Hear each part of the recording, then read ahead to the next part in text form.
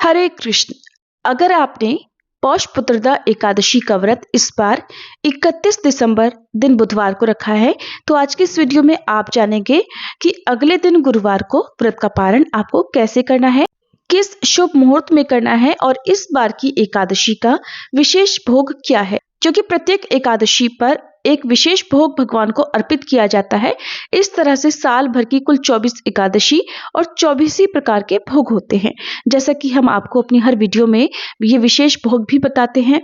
तो आज की इस वीडियो में आप ये भी जानेंगे कि अगर आपने गुरुवार को दूसरा व्रत भी रखना है और आपने एकादशी का व्रत भी रखा है, तो पारण कैसे करना है कि आपका एकादशी व्रत भी पूर्ण हो जाए और दूसरा व्रत भी प्रारंभ हो सके। द्वादशी तिथि 31 दिसंबर दिन बुधवार को सुबह 5:01 से प्रारंभ हुई है और इसी समय से हरिवासर का समय भी प्रारंभ हो चुका है। और द्वादशी तिथि का समापन 1 जनवरी गुरुवार को देखा जाए तो बुधवार की देर रात 12 बजे के बाद 1:47 पर होगा और हरिवासर का समय 31 दिसंबर बुधवार को ही सुबह 11 बजे तक समाप्त हो चुका है। ऐसे में जब आप गुरुवार के दिन व्रत पारण करेंगे तो उस समय त्रयोदशी तिथि प्रारंभ हो चुकी होगी और जब भी दूजी एकादशी का व्रत इस प्रकार के संयोग में पड़ता है तो त्रयोदशी तिथि में ही व्रत खोला जाता है, इसका कोई भी दोष नहीं लगता। और गुरुवार के दिन यानी 1 जनवरी गुरुवार को व्रत पारण करने का शुभ मुहूर्त सुबह 7:14 से 9:18 तक रहेगा। ध्यान रखिएगा, जितनी जल्दी हो सके सूर्योदय के बाद आप व्रत का पारण कर लें। एकादशी व्रत का पारण केवल व्रत समाप्त करने की ही प्रक्रिया नहीं है, बल्कि ये भगवान विष्णु के चरणों में समर्पण और कृतज्ञता प्रकट करने का पवित्र क्षण भी होता है। इसलिए पारण सदैव द्वादशी तिथि में, और अगर द्वादशी तिथि बीत गई हो तो जो भी निर्धारित शुभ मुहूर्त है उसे देखकर शुद्ध भाव से ही करना चाहिए। व्रत पारण करने के दिन प्रातःकाल उठकर ब्रह्म मुहूर्त में अगर उठे तो उसके बाद स्नान करके साफ स्वच्छ वस्त्र धारण करें, मंदिर की साफ सफाई करें और गंगा जल का छिड़काव करें। फिर मन को शांत करके भगवान विष्णु का स्मरण करें। आसन पर बैठकर पूर्व दिशा की तरफ मुंह करके दाहिने हाथ में जल, अक्षत या पुष्प लें और भगवान विष्णु के चरणों में अपने द्वारा रखे गए व्रत का संकल्प अर्पित करें। इस प्रकार से कहें, हे श्री हरि विष्णु, आपकी कृपा से मैंने एकादशी व्रत श्रद्धा और नियम पूर्वक पूर्ण किया। यदि व्रत में जाने अनजाने कोई भूल हुई हो तो हे प्रभु, कृपया मुझे क्षमा करें। आज मैं द्वादशी तिथि में आपका स्मरण करते हुए आपके श्री चरणों में अपने द्वारा रखे गए व्रत का पूर्ण फल समर्पित करती हूँ या करता हूँ। कृपा करके मेरे जीवन में शांति, सुख, भक्ति और सद्बुद्धि प्रदान करें। इसके बाद हाथ के जल, अक्षत, पुष्प को भूमि पर छोड़ दीजिए।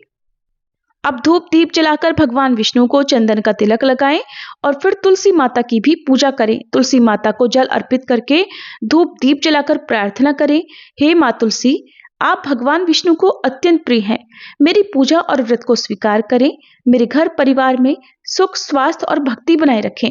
इसके बाद तुलसी जी को स्पर्श करके आप 3 बार परिक्रमा करें और ओम सुभद्राय नमः या ओम हरिप्रियाय नमः मंत्र का जाप करें। फिर भगवान विष्णु की पूजा करते हुए ओम नमो भगवते वासुदेवाय मंत्र का यथासंभव जाप करें। और इस बार की एकादशी का विशेष भोग है कर्णवेष्ट, यानी कि आटा और चीनी, दूध, घी मिलाकर आप गूंथ लीजिए। फिर उसकी लोई बनाकर रोटी की तरह बेल लीजिए। पतला पतला बेलने के बाद फिर चाकू की सहायता से लंबी लंबी पतली सी पट्टियां काट लीजिए। हर एक पट्टी को उंगली की सहायता से कान के कुंडल जैसी गोल बना लीजिए और इन गोल आकृतियों को घी में या तिल के तेल में तलकर नैवेद्य के लिए रख लें और भगवान विष्णु को तुलसी के पत्ते रखकर अर्पित करें।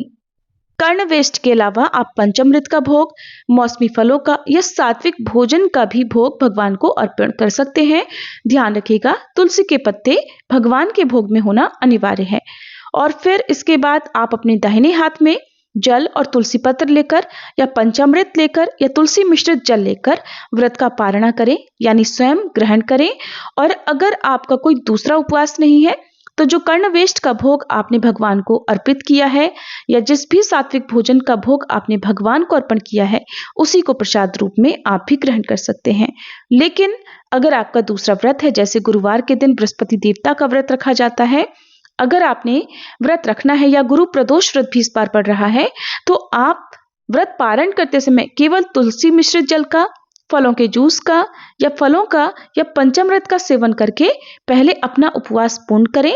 उसके बाद दूसरे व्रत का पूजन समाप्त करें और फिर यदि फलाहार करना चाहते हो तो फलाहार कर लें, जिसमें आप फलों का या कुट्टू के आटे का, लौकी या आलू का सेवन भी कर सकते हैं। और अगर आप इनमें से किसी चीज का सेवन नहीं कर सकते तो केवल फल या पंचामृत का सेवन या जल का सेवन कर सकते हैं।